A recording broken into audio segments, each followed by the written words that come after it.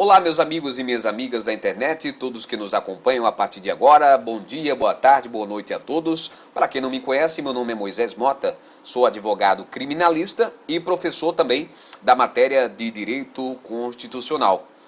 E na aula de hoje nós trataremos da Constituição de 1824.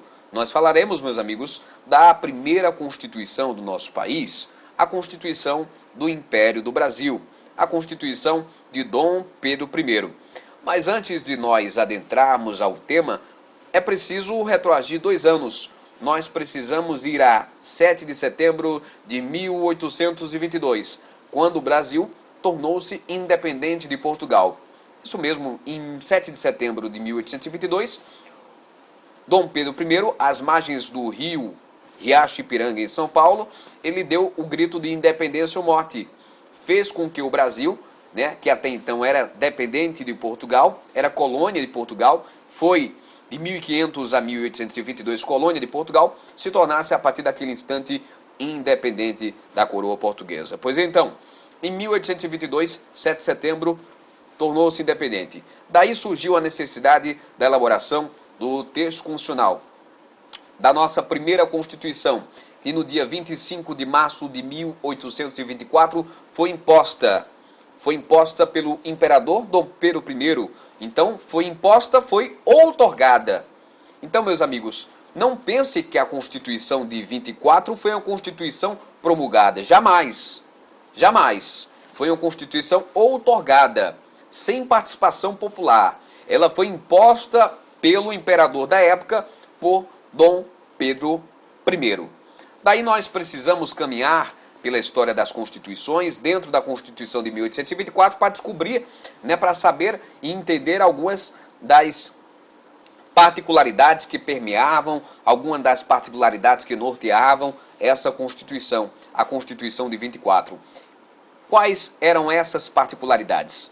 Pois bem, foi uma Constituição outorgada, como eu lhes disse, a partir de agora, o Dom Pedro I, o imperador da época, ele dissolveu a Assembleia Constituinte, que ele mesmo lá atrás teria nomeado para elaborar o texto constitucional. Ele dissolveu, afastou, parece que ele não ficou satisfeito com o texto constitucional dos constituintes, dissolveu, acabou, afastou com essa Assembleia Constituinte e ele mesmo, de plano, o próprio imperador nomeou um conselho de notáveis que, com base nas ideias do jurista Benjamin Constant, estariam aí com a responsabilidade, com a incumbência de elaborarem o texto daquela época, que foi elaborada e outorgado no dia 25 de março de 1824, a nossa primeira Constituição do Império do Brasil.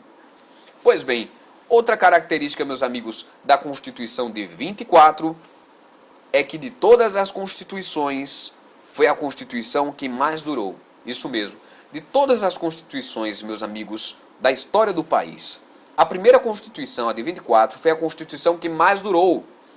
Durou 69 anos. Exatos 69 anos. Outra particularidade é que naquela época o Estado brasileiro adotava a religião católica, o catolicismo, como a religião oficial do Estado brasileiro.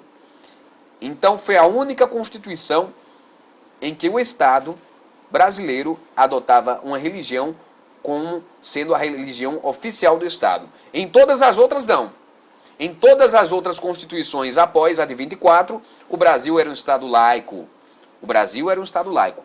Com exceção de 24, Constituição de 24, o Estado tinha a religião católica como a sua religião oficial. Pois bem, mas existem outras particularidades que permearam a Constituição de 24. E quais particularidades eram essas?